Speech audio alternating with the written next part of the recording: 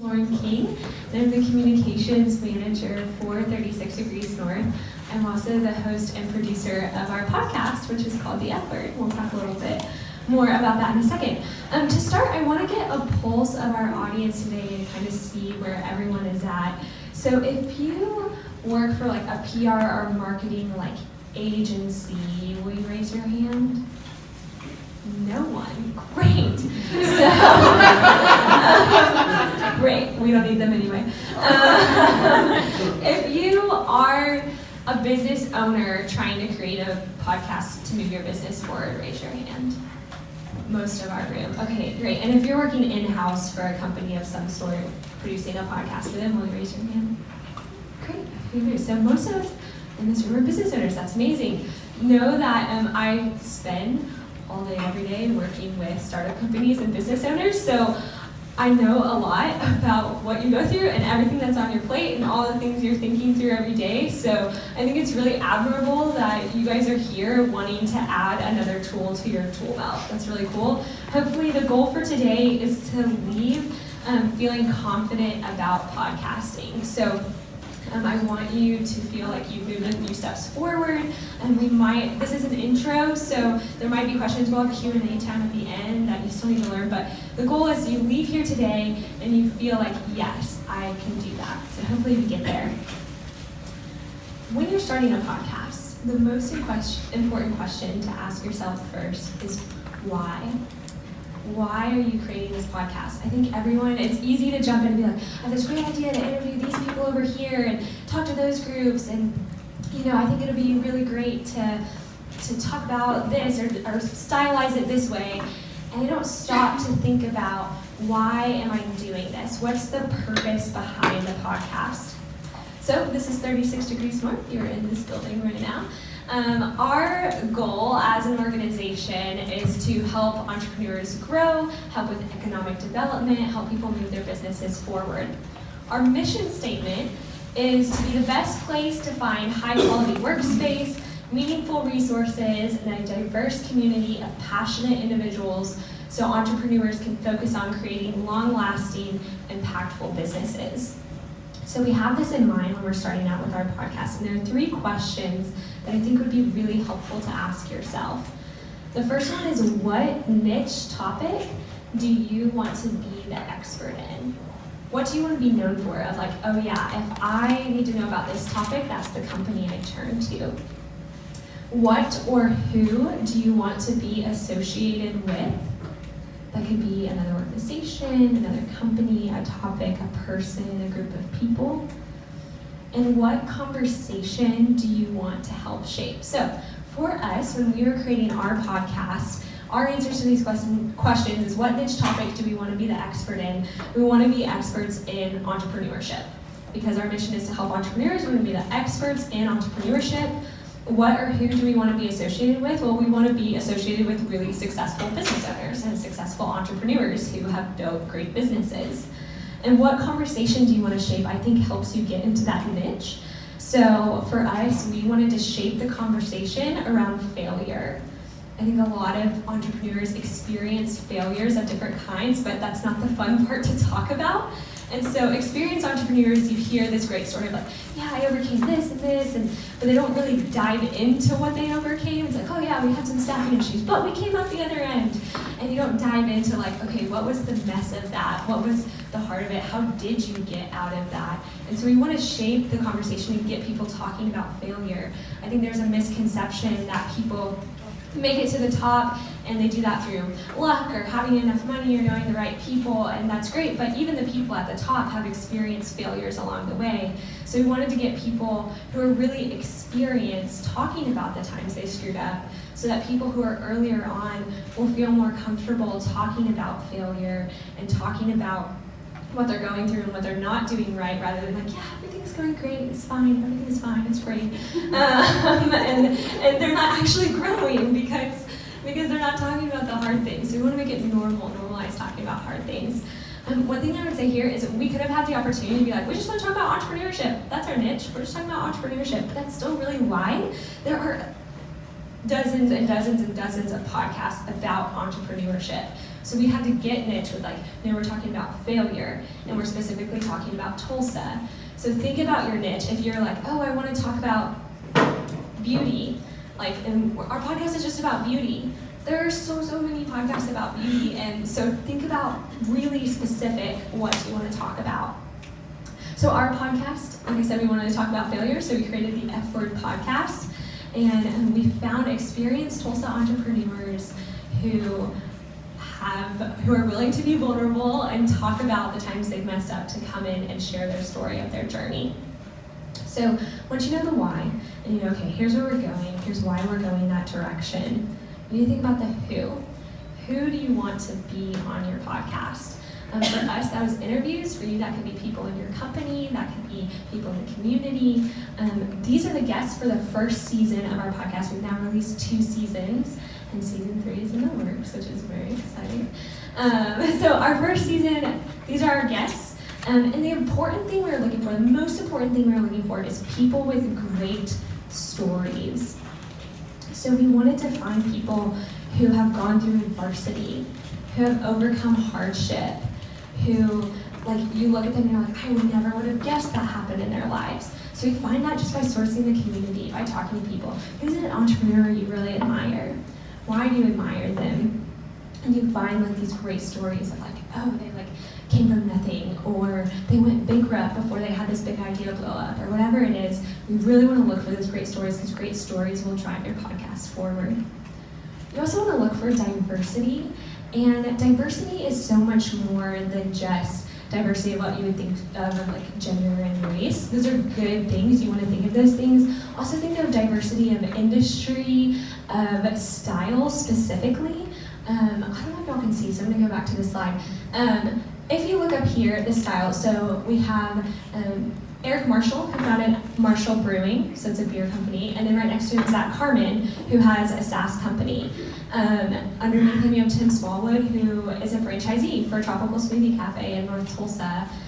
Next to him is Robin Siegfried, who helped found Nordam, which is an aerospace manufacturing company. So all very different experiences. They have the shared experience of they've all screwed up in business, and they've all made it big, and they're all household names now.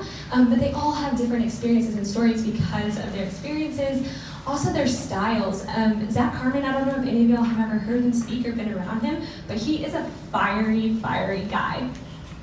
I would have assumed he's the best.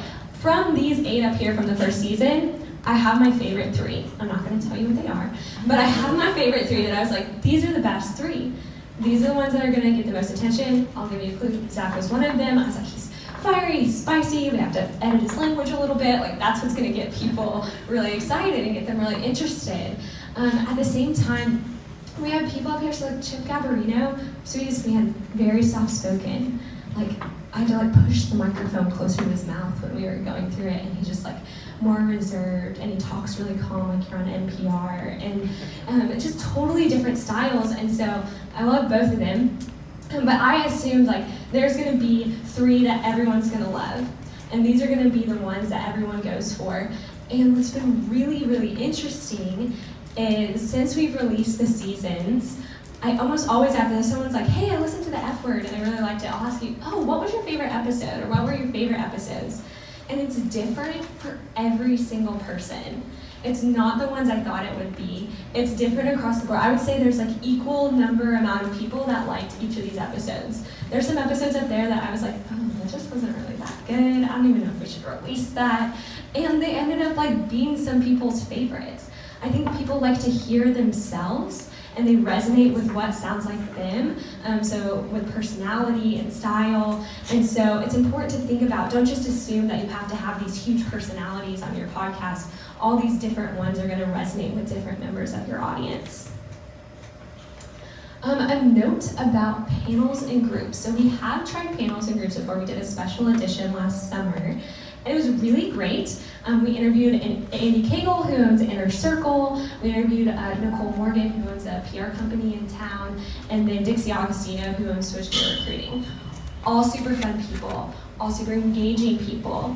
It is just a different vibe though. If you do one-on-one, you can go deeper. You can have those long pauses. You can push into a question. You can pull out and shift gears. When you have more people, it's just going to feel more like a panel if you've been to a panel discussion, which can be a lot of fun.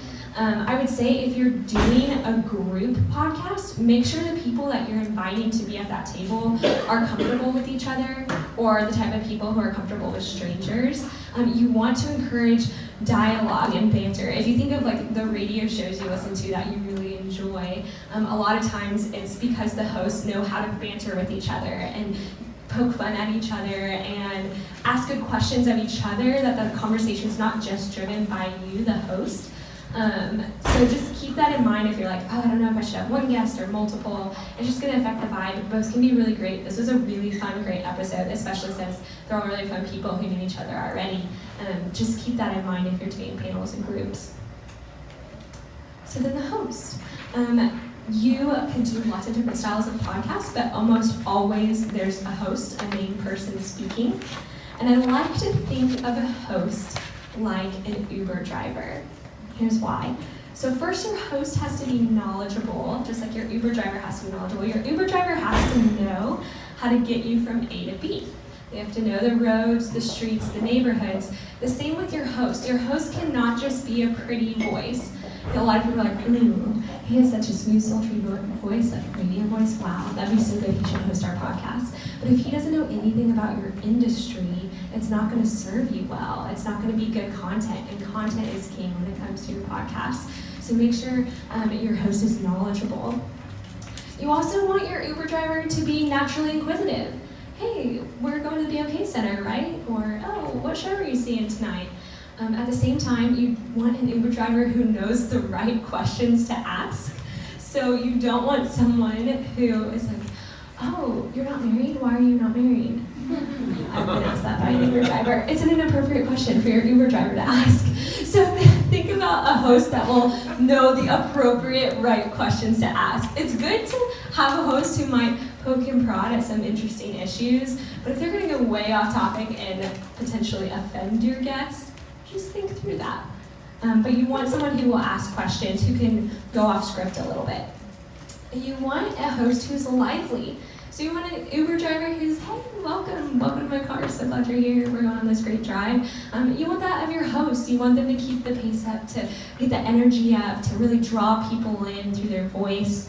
At the same time, lively does not mean super crazy energetic. If I got in an Uber and my driver was like, oh my gosh, it's a great day ever, like, oh, we're gonna go here, oh my gosh, we're in here, and he's just like bouncing off the walls, I would feel very scared and probably asked to get out. Same with your host. You don't want a host who's bouncing off the walls. Lively and hyper energetic are two very different things. You also want a host who is comfortable going off script. So if you think of your Uber driver, you're driving along, they see an accident coming up ahead. You want an Uber driver who's like, oh, well, we should take this side road and we should go over here and take this little detour because this is going to be better. This is going to improve your ride, improve our experience. In the same way, you want a host who sees opportunity to take a little detour and go down a road and see where that goes. If you have a host who's like very glued to their questions, and these are the 10 questions I wrote ahead of time, and I'm going to ask you this question and you're going to answer, and then I'm going to ask you this question and you're going to answer, that's not going to get you that good material that you want. So make sure that your host is someone who's like, tell me more about that. You know, so it's like, oh yeah, 2016 was a hard year, but we made it through that year, and it was on the up and up by 2017. You want someone who's like, oh, why was 2016 hard? Oh, you know, we had some staffing issues, and it was not great. Oh yeah, what was hard about that? How did you learn through that? What shaped you in that time? Who did you turn to for advice? Someone who can really like ask those questions and go off the plan a little bit. At the same time, you want a host who can keep the conversation focused and moving forward. There are people who are really, really great at going on rabbit trails to a fault. They can't keep it focused on the whole purpose of why you're there having the conversation that you're having. So same with your Uber driver, if you go off in a neighborhood for a detour, you want them to still get you to the VOK Center at the end. You don't want them to be like, hey, we're fine being over here and just having dinner, right? No, we still have to get me where I'm going. So you want someone who can be like, okay, so I want to go back to this, or I want to turn to that. Those are really, really important qualities to look for in a host. So once you know your why, and then you know your who's going to be on, who you want, think about your how. So with how, we're going to talk about the planning, the producing, and the publishing.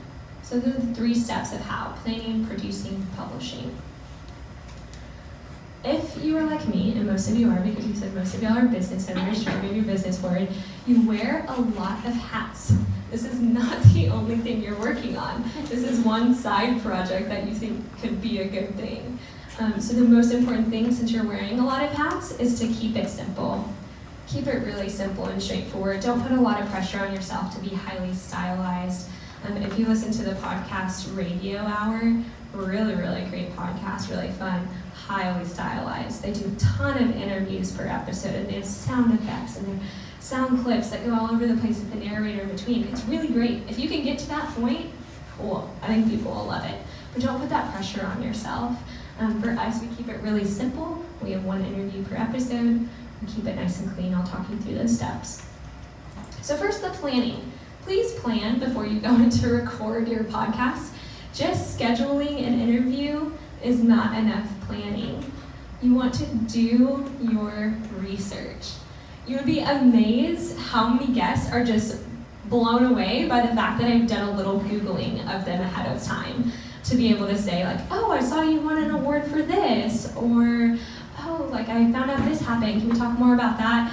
It makes them feel cared for. It builds rapport. It makes them know that they're not just another seat filler for you, that you just need a gap filled. Know the people you're bringing in. If they're notable enough, chances are a Google search you're going to find out a lot. Even if they're not someone who's been in the news at all, they have a LinkedIn page, they have a Facebook profile, they're listed on other sites. So see what you can find out about them ahead of time. A really cool thing that came out of doing research is actually for Chip Gabarino. He's the owner of Topeka Coffee, if you're not familiar. Really, really great guy, has a cool company where they control the coffee beans from the time they're planted to the time they're roasted and sold here in Tulsa. So I was doing research on him and researching Chip Gabarino on Google and Tulsa. And you have to play with different words in the Google search to get different articles to come up. So for one of them, I think instead of putting coffee or Topeka, I just put Chip Gabarino Tulsa. And I was digging through. I was on like page 3 of Google articles by now, which you hardly ever go to page 3 of Google, but for research you do. And I found that he was referenced in an article that he was one of the people who started Torero. Do you guys remember Torero downtown? It was a restaurant downtown a few years ago. And it's kind of right by the BOK Center. So it's like prime area. You drive past, I think it's on Cheyenne, right by All About You.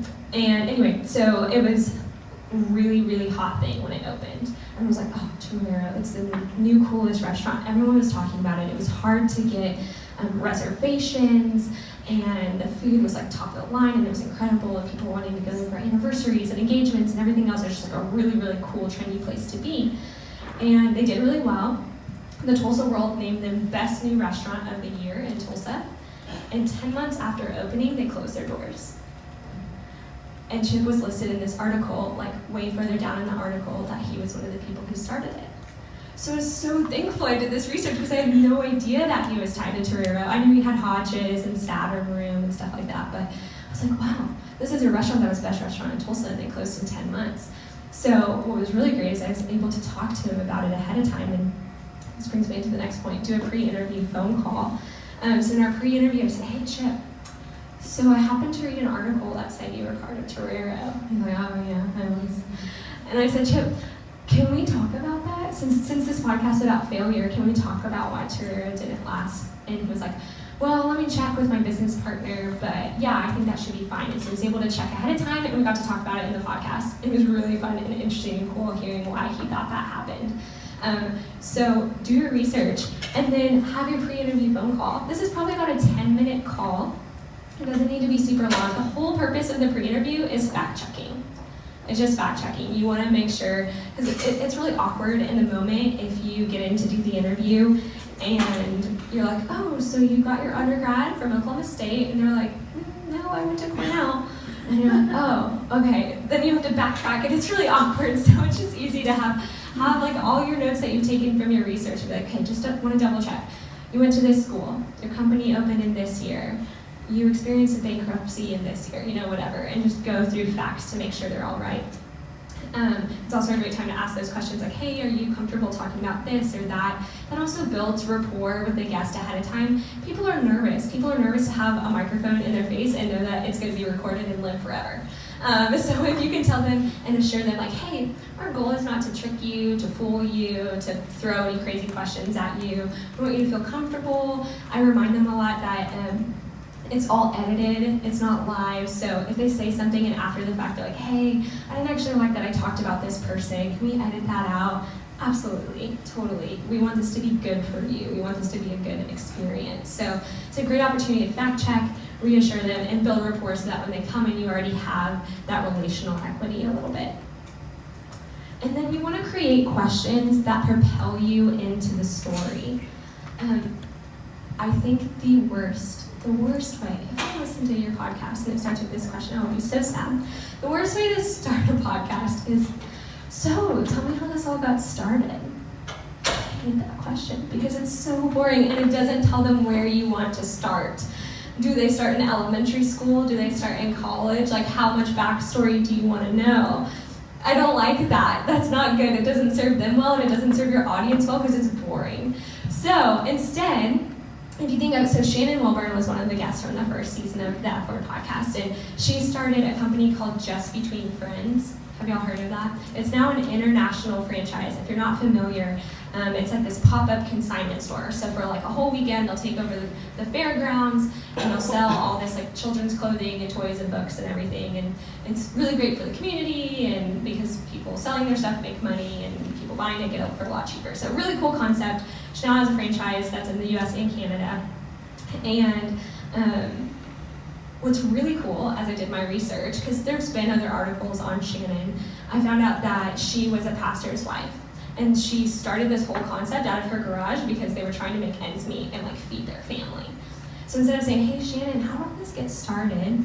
Instead I got to start by painting the picture for my audience. I got to control the language, how much I told, because sometimes it's too much detail, sometimes it's not enough. So I painted this picture of, okay Shannon, it's 2008, your husband's a pastor of a new church, you're not making a lot of money, you're trying to make ends meet, and so you get together with your friends, and you decide to sell your children's clothes out of your garage, kind of like a garage sale, but you did it differently. Tell us how it was different, how it got started, and how that first time was. How was that very first sale? So automatically, you're writing the story, I've set it up, and it propels you forward, and it draws you in, because then it's like, oh yeah, I want to hear how it went too. So think about where can you plot them in the story, and how can you draw the narrative forward with each question you ask after that. How can you, it's almost like you want to create, if you're telling someone's story, a timeline of their life, and then put a question with each part of the timeline. It's a really helpful way to do that. So, once you've prepared, and it's time to produce, the steps of producing are recording, editing, production, and then music. So for recording, there are a few different ways you can record. If you are really tight on budget, know that you can just record for free with your phone or your computer mic.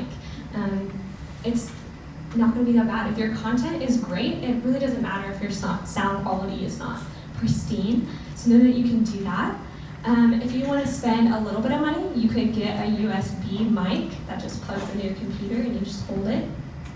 If you're okay spending a little bit more money, you could do a pro audio recorder. This is the one I would recommend. It's been recommended by a lot of sound people who know a lot more about microphones than I do. It's the Zoom H1N. You can get it on Amazon Prime. And it's $139. At least it was last time I looked it up on Amazon. It's really great. It's handheld. It fits. It's about the size of a TV remote. It just fits right in your hand. And it's really great, really easy to use, and has great sound quality. The most expensive option, of course, would be a recording studio. If you know someone with a recording studio, you can rent studio space. They're going to have a whole soundboard. They're going to have microphones that are hanging off stands. So that's an option. Also, since we're in Tulsa, the Tulsa Public Library has a little recording studio podcast booth, which is a really great tool to use. I would say go in, get a little familiar with it first. Also, it's really warm in there, just pro tip. It's really hot, so wear a tank top. But that's another free option for recording. Then you want to edit. So editing tools, you can use any editing tools you want. Here's some of the most popular Avid Pro tools. A lot of people use that. I use Final Cut Pro, which is technically a video editing software, but I already knew it. My background's in journalism, and I used that in school, and so it was just easy for me to use and just edit the sound without image, and then you can export as an audio file. Or Audacity. We had an intern who actually edited our first season, and then I edited the second season in Final Cut, and you can't tell the difference. You really can't. So use what's comfortable to you, pick one, stick with it. I think Final Cut's most user-friendly. My intern thought Audacity was most user-friendly. So just try them out, know that it's not gonna affect it in the end, really. For production, there are a few elements you wanna think about. You want to think about intros, so how are you setting up the podcast? How are you bringing people in? You want to think about teases, if at the end of the episode you want to tease the next episode of, hey, here's what's coming up next episode, or next week, or next month, or however frequently you're doing it. You want to think about cuts, both for length and for content. So for us, we aim to keep our podcast at about 35 minutes long. The reason we did that is like, okay, we want people to be able to complete a podcast in one day. So if the average Tulsan's commute is about 20 minutes, we want it to be where they can finish it to and from work. You also want to think about editing for content. Sometimes your guest will go off rambling about something, or they'll say the same thing 3 times in 3 different ways. Pick the best way they say it and just keep that. Obviously, you don't want to edit to where they're saying something they weren't saying or weren't trying to say or weren't meaning to say, but know that you can take the liberty to be like, okay, he got to his point by this point and then he talked an extra 5 minutes after that. Just cut that 5-minute chunk out. Say people, if you're getting bored, chances are your audience is going to get bored, so just cut it. Also commercials. We don't do commercials in our podcast, but if you want to tack something in the middle or the end, know that that will be part of your production process. Quick note about intros. So if you listen to the F Word, our intro is like a few sound bites from the episode. It would say, this week on the F Word, Chip Gavarino, founder of Topeka Coffee. And then that brings us into the episode with some music. Play around with different intros. Create a few different things, and then ask your friends and family, like, hey, what sounds good to you? Do you like this, or do you like this style? What would bring you in more? Crowdsource the people around you. If you work at 36 Degrees North, ask the people around you here. I know they'd love to help. So yeah, think about that. And then teases at the end. You could do a soundbite from the next episode. You could just do your host say, like, hey, we're gonna have this person in. You probably wanna, in your tease, do something a little enticing. Like Chip Gavarino talks about why Torero closed after 10 months. Why Tulsa's most popular restaurant closed after 10 months. So something that will make people want to come back for more. So you record, you edit, you do the production, and then music. 2 top music sites that I would recommend are either Triple Scoop or Audio Jungle. Both have options to use music indefinitely for a podcast. Do not use music in your podcast that you haven't paid to use. Don't rip it off YouTube. Don't throw something in that you somehow rigged to get to go in there. You could get sued, and that would be really bad. So just pay to use the music in your episode. We have 1 track that we paid for 1 time, and it's the music we use in every episode. So make sure to pay for your music. If you're doing some kind of episode where you want to play clips of popular songs, know that legally you can't use more than 10 seconds at a time. 10 seconds of popular songs that you haven't paid for. You can also have the option, if you have a massive budget and you're like, I just have money to blow and I don't want to touch this with a 10-foot pole, you can hire a professional. There's a local company called Audio Planet. The owner is Stephen Tuckett. He's a 36 Degrees North member, and he's really, really great at what he does. He's done audio production in LA for a long time. And he will give you a full package of recording and mixing and denoising and equalization and compression and leveling. I don't even know what all those things mean. But he'll do it all for you. But it's going to cost you big. It's about $2,200 per episode. But it's worthwhile if you have the budget and you don't have the time. Then it's time to publish. So you have your completed episode, you've edited it, you've exported it, and you have to get it out into the world. So we use SoundCloud to publish, mainly because it's very user-friendly and it's cheap. SoundCloud has different tiers. You can get free, which will give you 3 hours of upload time, and once you use that up, then you can bump up to the next level if you need more upload time. So $120 a year to have that space on SoundCloud. On SoundCloud, once you create an account, it's going to give you something in your settings called an RSS feed. RSS feed. So this is why if you set up an account with iTunes and Google Play and Spotify, they're going to ask you for your RSS feed. So you'll just copy and paste this in here, and this will push it out to all those platforms without you having to upload it to each platform individually. So it'll just feed it out to all of those. Then when you publish, there are a few different tips I would give for publishing your episode. I would say create a graphic for your podcast. You want to put that, and when you put it in SoundCloud, it'll also push that graphic to iTunes and to Google Play. Create a graphic. Know that when people look at it on their phone, it is about this big. And so don't put a bunch of words on it that people can't read. So we just have the big F so that people see it. Yeah, you could do your company logo, you could do a special logo just for your podcast, but make sure that it's easy to see when it's really teeny. And then use that graphic to make all your graphics, your episodes consistent. So whatever it is, however you're promoting your episode, you can see like we put the logo and then we put the black and white image so that it all goes and looks nice together. If it's a household name like Topeka, we put a picture of the Topeka coffee bag there because we're hoping that draws people's attention of like, they might not know Chip Space, but they'll know Topeka because they buy that at Research all the time. So for Robin, not everyone would recognize Nordium. There's not really something to show with Nordium other than the logo, maybe an airplane. We did some playing with different graphics on it, and it just ended up like, we're just going to say it in the caption and put a space up. So whatever works best, but think about creating consistency with your graphics. Also, so on the left, this is what we publish on our website, on our blog. So this is where we drive everyone to. When we push it out on Facebook or on Instagram or LinkedIn or Twitter, we are pushing everyone to this landing page on our website, on our blog. And we do that because we want to up our website traffic. We want more people on our site because it serves us really well for all our other marketing and advertising efforts. So draw people to your site and then create little buttons that say, listen on iTunes, listen on Google Play, listen on SoundCloud, so people can pick what platform they want to listen on. We also include a transcription of the entire episode on the blog post. So for people who are hard of hearing or people who just prefer to read, the service we use, as you can see, is called rev.com, rev.com.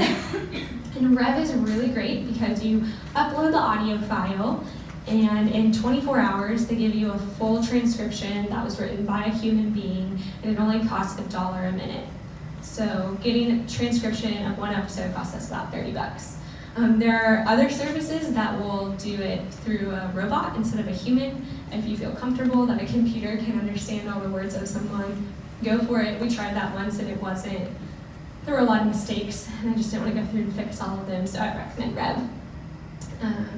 Yeah, so that's all the elements of publishing. Analytics. So you want to know, how's it going? You're creating this podcast, you're pushing it out. That's not the end. You want to know, is it worth my time? Is this doing what I want it to do? The biggest thing to tell you is most analytics are just not good. There's not a lot of good analytics out there. People ask me all the time, like, is there something I'm missing with analytics? Like, I'm trying to get this information for my advertisers, or I'm just trying to see how many people are listening. And it's just hard. But there are a few analytics that you can get. One is through SoundCloud, so if you're uploading to SoundCloud, SoundCloud will give you total number of listens, how many people have listened to your episode or your podcast ever. It'll tell you your top played tracks, so it will rank them, and so that can inform your decisions in the future of like, oh, way more people are interested in this topic than that topic, or like, every episode I ever do about HR is in the top, so we should do more of those. So that can really inform your decisions going forward. And then it lets you set the time range, so you can have all time of like in the whole history of my podcast, what's it been, or you can select a specific date range. The biggest downside with SoundCloud is it doesn't tell you what a play means. And there are tons of forums on the internet of people being like, does anyone know what a SoundCloud play is? Like, is that they just hit play and listen to 3 seconds? Or is it they made it through the episode? Or is it they made it at least halfway through the episode? And we don't know. SoundCloud won't say. So we just have no idea what a play is. Like, we don't know if that's they've listened to a majority of the episode or not. So that's the downside with their analytics. Does it report iTunes plays? Yes, so we'll go into iTunes Analytics. That's a great question. So iTunes has a software called iTunes Connect Podcast Analytics. It is still in beta right now, and so it has been in beta for 2 years. I don't know how long that will stay the case. But yeah, so if you want to get specific data, Google Play also does data. If you have a low volume of listens, Google Play doesn't really give you data. So I never look at it because usually they don't have any for me because we just don't have the volume that it would spit out. But iTunes is really helpful. iTunes will give you the number of devices, like unique devices that listened, which we would count as like number of people who listened probably. The amount of time per device, so this is like 48 minutes per device of each episode. I think for our first season they were hitting about 25 minutes, so we can say, oh, okay, the average person listens to 2 episodes. It'll also give you average consumption, so how far did people make it into the episode. So, like, oh, on average people make it about 85% of the way through the episode, but on this one they only made it 60%. Well, why is that? And you can click into it and it will show you the exact point that people dropped off. The downside with iTunes Analytics is one, it's just the analytics for iTunes, so if people are listening on other platforms, you're not going to get that information. Also, this little date range right here is the worst. The only options you can pick from with the date range are last 60 days, you can pick one specific week, or one specific month. You can't pick a range, and you can't pick all time. I've emailed the iTunes people about this multiple times saying, please add this, we need to know all time, and they still haven't. So that is the biggest downside with the analytics on iTunes. At the end of the day, I think your team should define what success looks like. So for us, success is just number of listens. We want to raise awareness about 36 degrees north. We're not trying to move a specific needle or trying to get more listens more members out of it. We're not trying to increase our membership with it. We just want to raise awareness and become experts in our industry. But you might be trying to drive sales with it, and so that's going to inform how you produce your podcast or how long it is or how you're promoting it. So define what success looks like as a team and go off of that. Last little note about monetizing. So we chose not to monetize our podcast and not use it as a revenue stream. That could change in the future, but for now we just decided that we didn't want to go that route. If you want to, I would say the biggest thing is really focus on getting your listenership really up there. Use the SoundCloud number because it's going to work most in your favor, and really focus on getting more and more people to listen to it. Then you can turn to a partner and say, hey, we have this podcast, it's about this topic, we think it relates to your customers, can we use a little commercial to put in it? And you can, at the beginning, you can say this podcast is sponsored by whatever company, or you can put it at the end, or whatever you're doing. So monetizing is an option. I know there are services too where you can like plug in random commercials into your podcast and they'll pay you to do that. Again, we haven't really explored that, but it is an option if you'd like another revenue stream.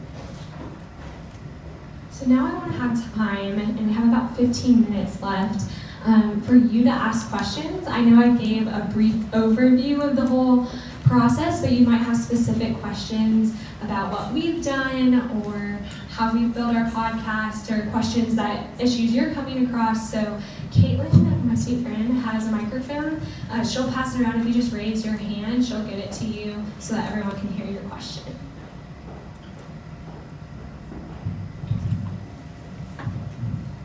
Hi, This is Terry. a two-point question. Hi, Lauren. How long does it take for you to actually produce, edit, and all of that, a 30-minute podcast? We're just rounding here in my mind. And do you release all of your episodes at once or on a regular, consistent basis? That's a great question. So how much time for each episode, and then the creation timeline, a little bit of everything. Okay, so how I do it is, to answer the first question, each episode, I've been asked this question before and I always have to think through it to answer it. So probably I spend about an hour in the research and prep of like creating questions. Then I give an hour to record, and then it probably takes me a good chunk of a day to edit and get it ready for air. So I would say about 8 hours for a 30-minute podcast is what I would feel safe saying. As far as our production schedule, so we decided that it would just be too much to expect of ourselves to have like a weekly podcast indefinitely. That's just a lot. I know like GKFF does a monthly podcast indefinitely, and that's a really cool way of doing it because then you just have to create one a month. We've chosen to do ours by seasons. So we've been releasing about one season a year, one season every 10 months or so, just when our staff has the bandwidth to do it. And so what I'll do is I'll spend a month in the planning of like scheduling everyone. I'll like reach out to 8 different people, get them all on the calendar for the next month, do the research on them, create the questions, do the pre-interviews. So that's 1 month. Month 2 is actually doing all the interviews, and I just do knock all that out. And then month 3, I clear out a lot of time in my schedule in month 3 and just edit all the episodes then. And then I either start the release about halfway through month 3 or in month 4, just depending on when we're trying to hit. It's good to keep in mind like when people listen to podcasts, like before summer road trips, before Thanksgiving break, Christmas road trips, whatever else. So that's kind of shaped our timeline in different ways. But yeah, we've just done seasonal batches. And it's kind of nice to just knock a bunch out and then get them all queued up and ready to go. It's a great question. Hello, this was very informative, very interesting. Do you give any questions ahead of time, or is it in the pre-interview you kind of serve it up or set it up? Because people are kind of nervous about what's going to be asked. I love this question. I'm so glad you asked this, Nancy. So, no, I do not give my questions ahead of time. I've only had one guest of the 19 guests we've had so far who was like, we want to see the questions ahead of time. And even then, I just gave her a few of what I was going to use. Because if you give them ahead of time, they're going to rehearse answers, and it's going to sound rehearsed, and it's not going to be authentic, and people are going to know it's fake, and what is the point? So, no, I don't give questions ahead of time. I'll give an overview ahead of time. So I'll say, hey, I want to talk about when you started. I want to talk about this season of growth. I want to talk about the bankruptcy. I want to talk about the closure, whatever, and then let's talk about what you're working on in the future. So I'll give like a rough, like here are the topics we're going to go through, but I don't give the specific questions, because you want their answers to be honest and truthful. And I think it helps when I tell them like, hey, feel free, like when we sit down in the podcast room, I'm like, hey, just want to remind you again, and at this point it's like the second or third time I've told them, this is all recorded. None of it's live, all of it can be edited. We want you to sound good. That's our goal, is to make you look good. So know that you can start over. So we've had guests who are like, oh, can I start that over? And I was like, yeah, do it again. So they can start over. We remind them that we can cut out parts if they didn't like if they thought about it after the fact and didn't like that in there. So I think reassuring them of those things makes them a little more comfortable to not have the questions ahead of time.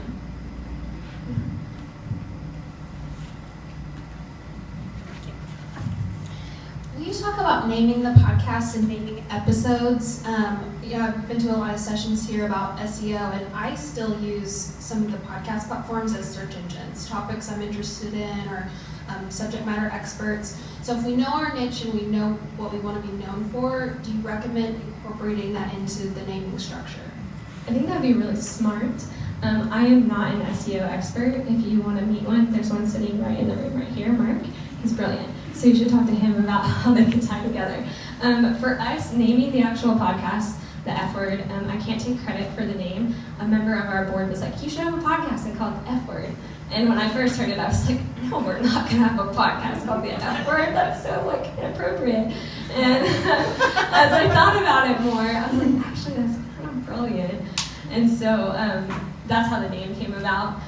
It wasn't anything strategic. It was more just a random idea that was like, oh, that could be fun and provocative and get people's attention. As far as naming the episodes, we just name the episode like the name of the person and then the name of the company. I think what will help with SEO stuff, we've run Google AdWords around each of our individual episodes.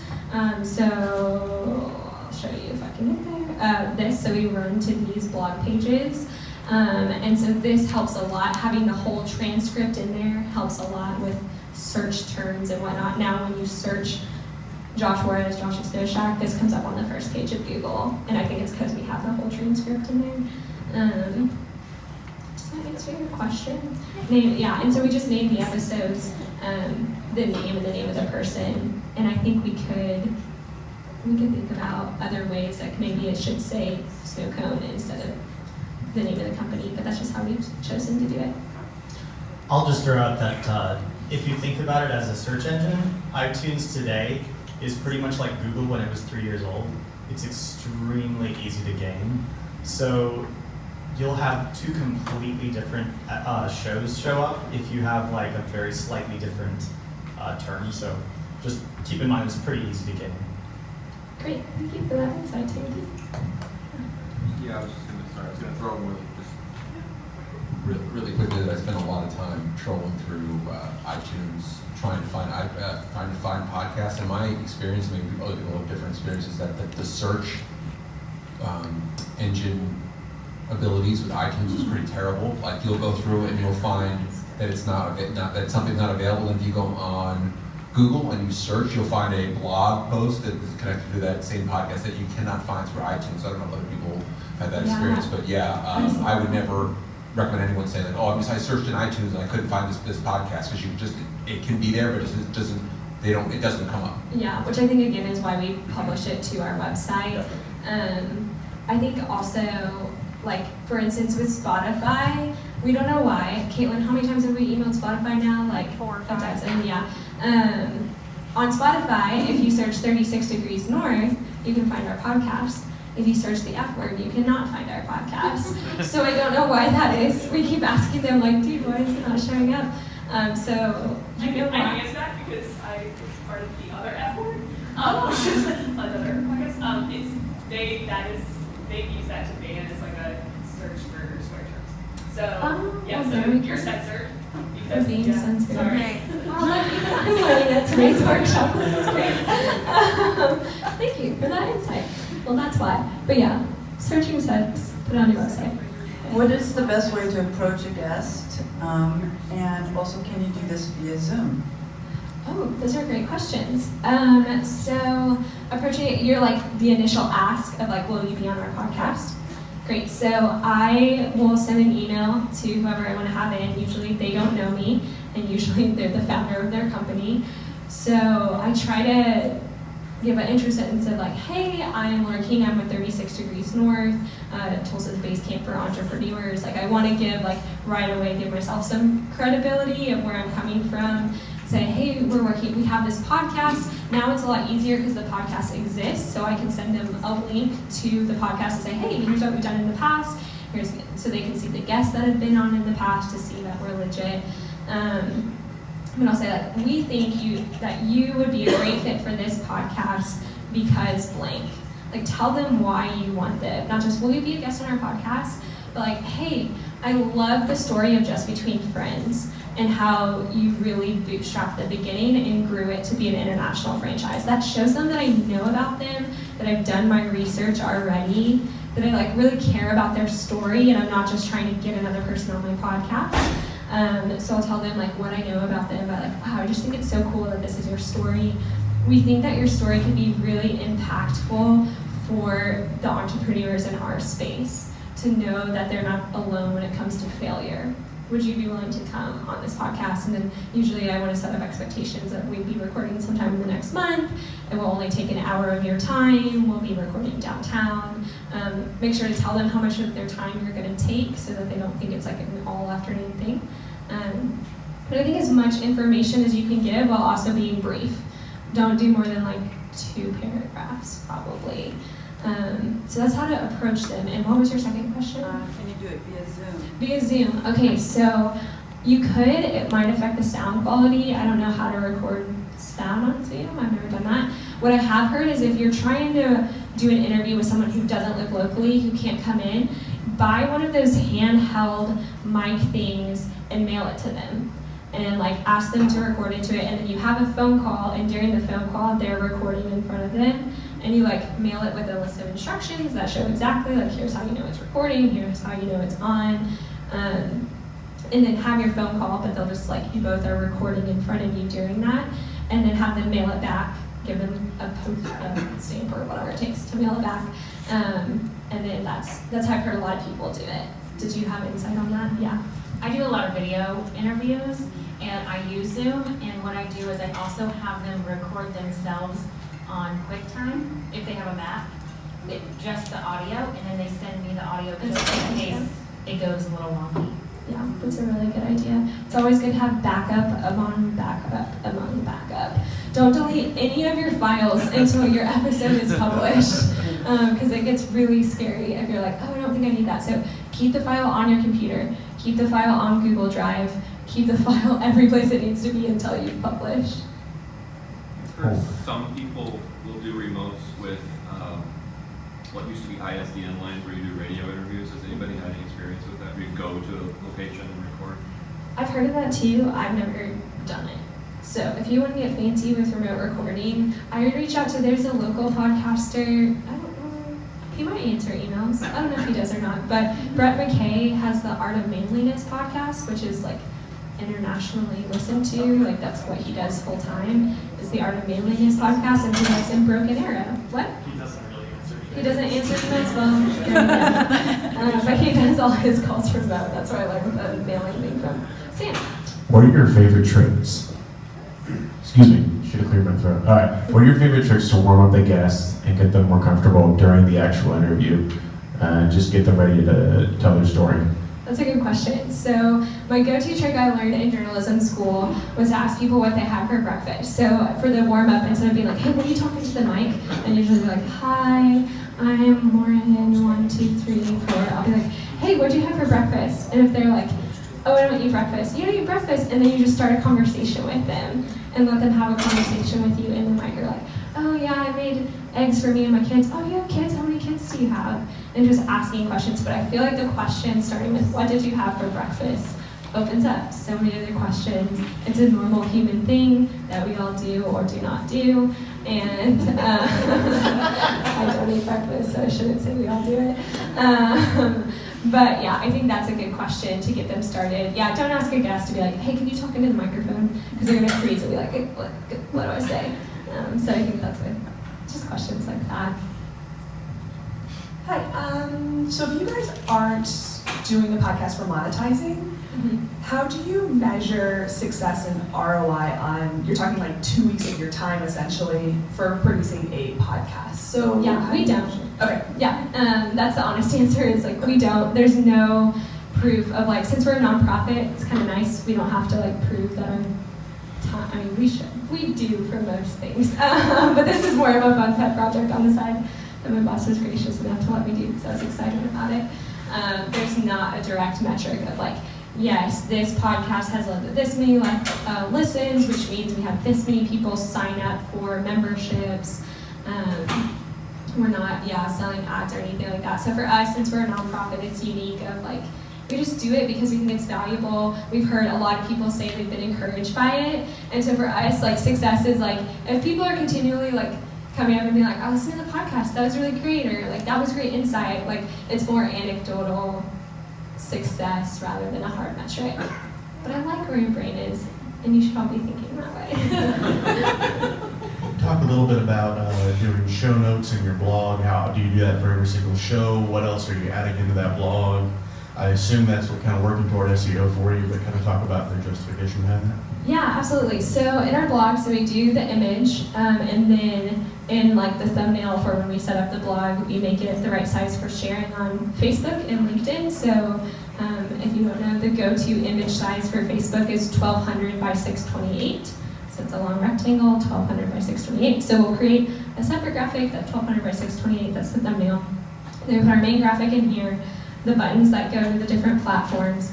And then the top paragraph is an introduction to what the episode is. I usually don't do more than I think about 3 or 4 sentences.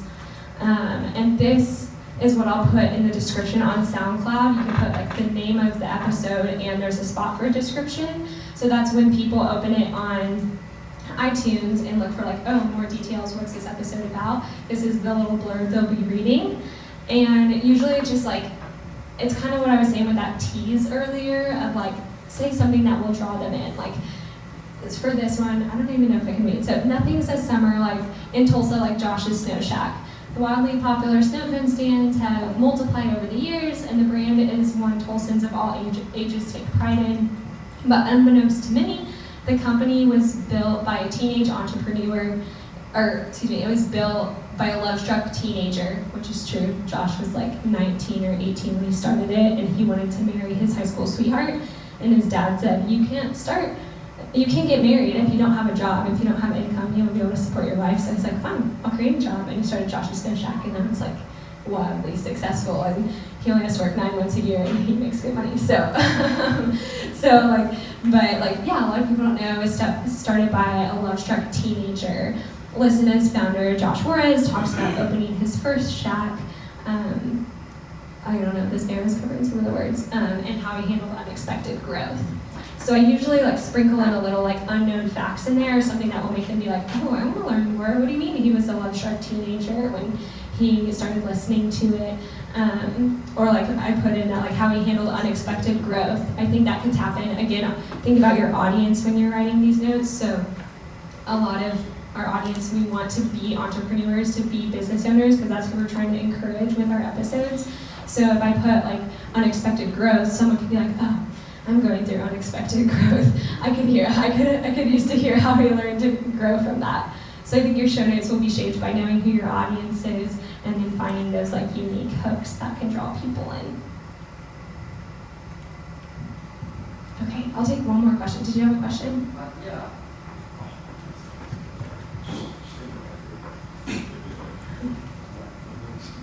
I'm just curious, you mentioned we write your questions in the story format. If you have any tips or what you think about when you want to create, something that leads people along instead of just going, all right, here's the 15 questions I ask everybody. What's kind of your process for that? Yeah, that's a great question. So let me think of someone I've done recently. Okay, so I interviewed Mike Bausch, who's the founder of Andolini's Pizza. So my process was first to do a full Google search of Mike and his company and kind of write the timeline of Andolini's down on a piece of paper. Say, okay, it looks like he did this and he did that, and he grew up in California, but Andolini's opened in Owasso in 2003. I wonder what happened in that gap. So that will inform the question of like, okay, you grew up in California. How did you end up in Tulsa building a pizza restaurant in a suburb? So that like that can be something that Forms is looking for gaps, and the gaps are where you want to ask questions. Big turning points is what you want to look for too, of asking questions around that, of like, okay, so you started in Owasso, and then you decided to open Cherry Street. But at this time, Cherry Street was dead. There was like no business there. Why open in a part of town that's dead? And because that's like a genuine question I have, is like, why were they open at the time when there was nothing else on Cherry Street? It was really cool because the answer ended up being like, well, actually, that's a failure story because we wanted to open on Brookside. in the place that Fuzzy's Tacos is in right now. And at the time, the rent was like ridiculously high, and we thought we could make it work. And the landlord jerked us around a ton, and we spent all this money creating all these designs, and then last minute they're like, no, we want to give it to someone else. So it led to a really cool story. But I would say, yeah, look for those turning points of like stores opening, stores closing, going to unexpected parts of town. I would say just like knowing the full story and looking for those gaps, or being like, oh, that's weird, or why did you do that, is kind of my process. I don't know if that makes sense. It's going to be different for each person. But for Annalene, so I was opening on Cherry Street, and then I was like, okay, so you kind of have a pattern of opening in areas of town that are dead, because you went to the Rose District before that was a thing. You went to the James Riverwalk when that was dead. And like, why, then looking for patterns, I think is a really great way to create questions. Is like, what are patterns in this person's story? So like, Mike, you always go to dead parts of town. What's your theory behind that? And so that's a good thing to look into. And then look at what they're doing now. So they just opened a restaurant in Mother Road Market. So I think it's really fun to end with like going forward into the future. So like, hey, you have a new concept in Mother Road Market, and you're kind of straying away from pizza. Why? Pizza's what you do best. Pizza's what you're known for. Why are you trying something else? So I think asking a lot of why is your key question. Why? Okay. I want to be respectful of your time, and it's a little after 1 o'clock, so I'll hang out a little bit if you have more questions. But thank you so much for coming, and best of luck in your podcast. Thank you.